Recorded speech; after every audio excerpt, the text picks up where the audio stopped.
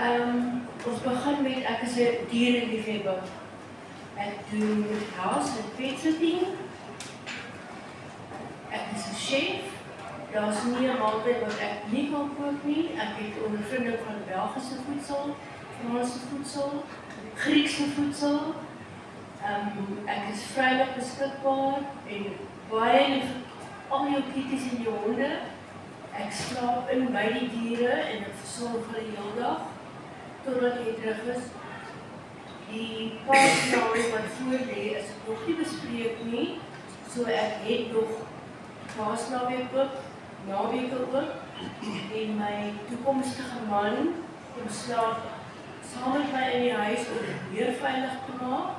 So ons is 'n koppel wat absoluut loyaal is en ons ken die storie.